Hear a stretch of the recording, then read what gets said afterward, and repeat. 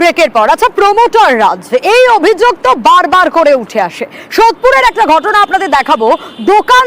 দোকানের সামনের যে জমি সেই জায়গাটা নিয়ে নিতে চাইছে প্রমোটার। কেন চাইছে?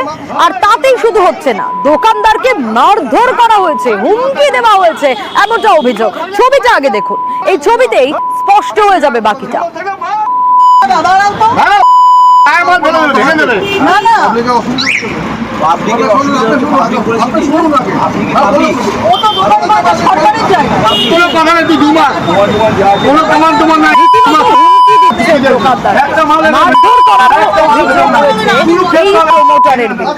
প্রমোটার গৌরাত্ম, প্রমোটার রাজ, সোদপুরের এই ঘটনা।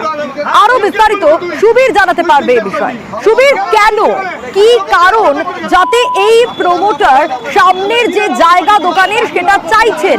কি অভিযোগ তার বিরুদ্ধে এবং তিনি হুমকি বা কেন দিলেন? কি জন্য মারধর করলেন?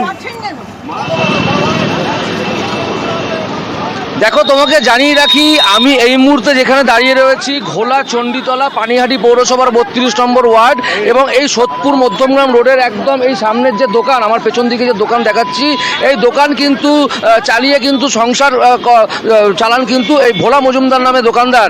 এবং দীর্ঘদিন ধরে এখানে প্রমোটিং হবে, পিছনে একটা জমি রয়েছে, সেই প্রমোটিংয়ের জন্য যে ইমারতি দ্রব্য, সেই দ্রব্য এই দোকানদারের জমিতে ফেলছেন প্রমোটার এবং তার লোকজন, এমনটাই অভিযোগ।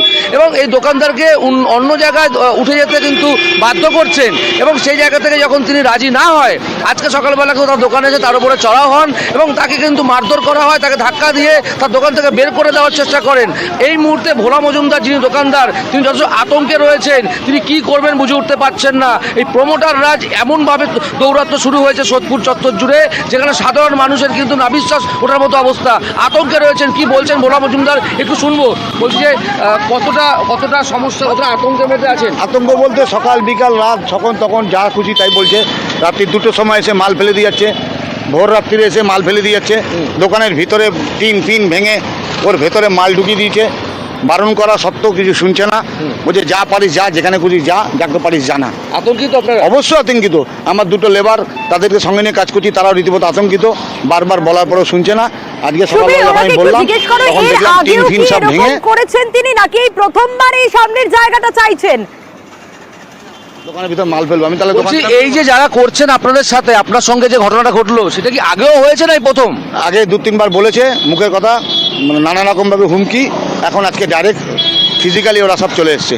আচ্ছা, কিন্তু প্রমোটার সামনে আসছেন না, ওই সব ড্রাইভার ওর চামচা কামচাতে কাটাচ্ছে। কালকে রাত্রে আমি এখানে দোকান যখন কাজ করছিলাম তখন এসে ভিডিও করে গেল, বললো যাক রাতে কিছু বলবো না, যা বলা সকালে বলবো।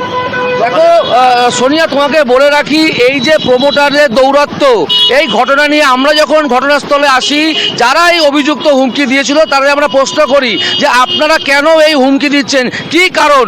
সেই জায়গা থেকে তিনি আমাদেরকে হুমকি দেন, ক্যামেরা বন্ধ করতে হবে, ক্যামেরা বন্ধ করুন, তারপরে কথা বলবো। বললাম ক্যামেরা কেন বন্ধ করব? তাই নিয়ে কিন্তু কোনো কথা না বলে তিনি কিন্তু আমাদের সামনে থেকে ক্যামেরা দেখে সেখান থেকে কিন্তু কথা না বলে তিনি কিন্তু সেখান থেকে পালিয়ে যান। এবং এই যে আতঙ্কিত দোকানদার, তিনি কিন্তু লিখিত অভিযোগ দায়ের করেছেন ঘোলা থানায় এবং আগামী দিনে যাতে এই ধরনের ঘটনা না ঘটে সেদিকে কিন্তু প্রশাসনের দিকে তিনি তাকিয়ে রয়েছেন। বেশ সুবীর, অর্থাৎ সংবাদ মাধ্যমকেও হুমকি দেওয়া হচ্ছে ক্যামেরা অফ করে দেওয়ার জন্য। কিন্তু আমরা মানুষের পাশে আছি, মানুষের জন্যই খবর করি, কোনোভাবেই ক্যামেরা অফ হবে না এবং সেই খবর আমরা দেখালাম। বেশ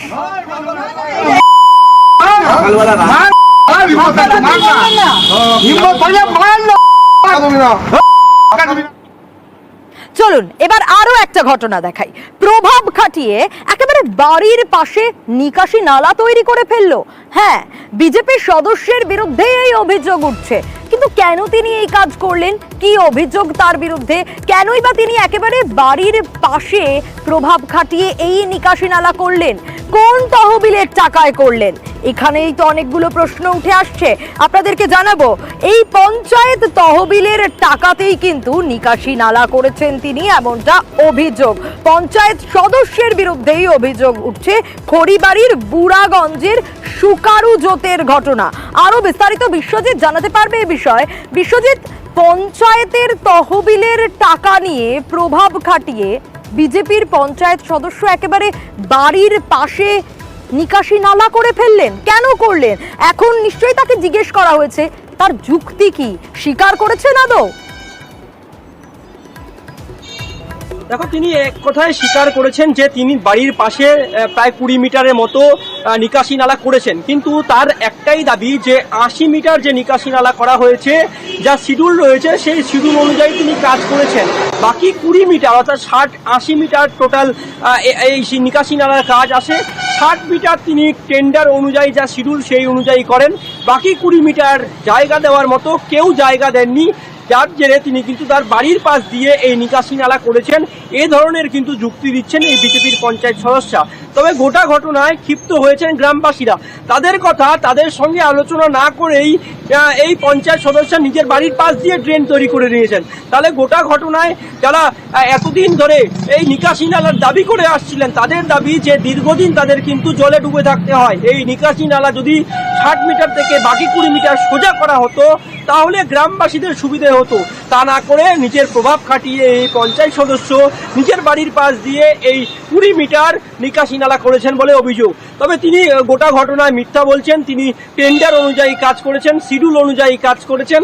বা পাল্টা যিনি গ্রাম পঞ্চায়েতের প্রধান অর্থাৎ তৃণমূল গ্রাম পঞ্চায়েতের প্রধান, তিনি বলছেন তারা বিষয়টি সরেজমিনে তদন্ত করবে, ইঞ্জিনিয়ারকে পাঠিয়ে সেখানে ঘটনাস্থল পরিদর্শন করা হবে। আদৌ যদি এ ধরনের অভিযোগ ওঠে সে বিষয়ে কিন্তু ব্যবস্থা নেওয়া হবে। বেশ বিশ্বজিৎ, বেশ। 80 মিটার মতন ড্রেনটা আসছে টিটু বাড়ি থেকে মেম্বার পাবে অন্ত মেপে দেখছে যে 60 মিটার আছে, তো বাকি 20 মিটার কথা যাবে। তো বাকি 20 মিটার হচ্ছে ওই সাইডে ড্রেনটা মেম্বারের বাড়ির পাশ দিয়ে ড্রেনটা কেন হবে? কেন ওখানে কোনো একজন একটা ঘরও নাই, বাড়িও নাই, তার সত্ত্বেও ওই সাইড দিয়ে একটা মানে গের কোণে হবে রাস্তা হচ্ছে, তো ওই রাস্তাটা কেন হবে? এটা হলো জনগণের অভিযোগ। যে ড্রেনটা 80 মিটার ছিল, তো ওই ড্রেনটা সোজা হবে কেন গেল না, তার বেঁকা হয়ে কেন হলো?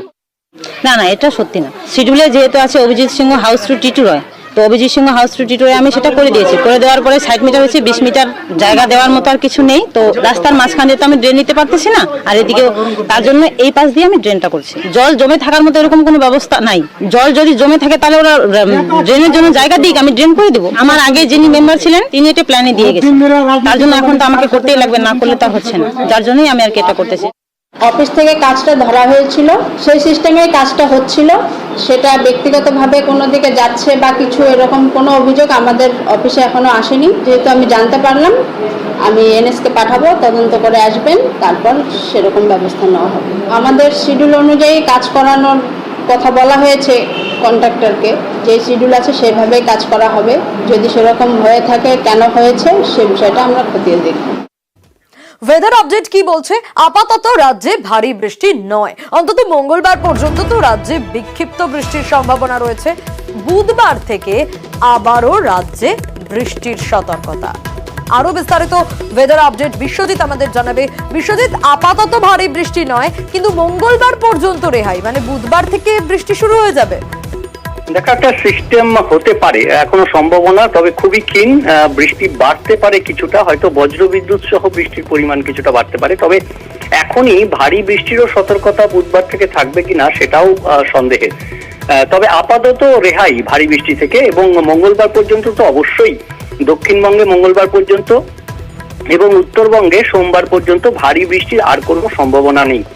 তাপমাত্রা কিছুটা বাড়বে, বৃষ্টিতে তাপমাত্রা অনেকটা কমে গেছিল, সেই তাপমাত্রা কিছুটা বাড়বে, আর তার সঙ্গে চড়া রোদ আর বাতাসে জলীয় বাষ্পের পরিমাণ বেশ কিছুটা বেশি রয়েছে। কাজেই অস্বস্তি আবারও বাড়বে এবং অস্বস্তি কিছুটা বোধ অনুভূত হবে। যদিও আবহাওয়ার একটা পরিবর্তন হবে হয়তো, এবং সেই কারণেই এই অস্বস্তি যে খুব চরমে হবে তা নয়, তবে একটা অস্বস্তি থাকবে। ভারী বৃষ্টি থাকবে না। সোমবার মঙ্গলবার পর্যন্ত উত্তর ও দক্ষিণবঙ্গে এরকমই আবহাওয়া থাকবে। তবে মঙ্গলবার থেকে আরো একটা সিস্টেম যদি তৈরি হয়, এখন বৃষ্টির পরিমাণ কিছুটা বাড়তে পারে। তবে আপাতত যা পূর্বাভাস রয়েছে তাতে বজ্রবিদ্যুৎ সহ বৃষ্টির যে পরিমাণ সেটা হয়তো কিছুটা বাড়তে পারে, এমনই ইঙ্গিত আবহাওয়াবিদদের। বেশ সোনিয়া।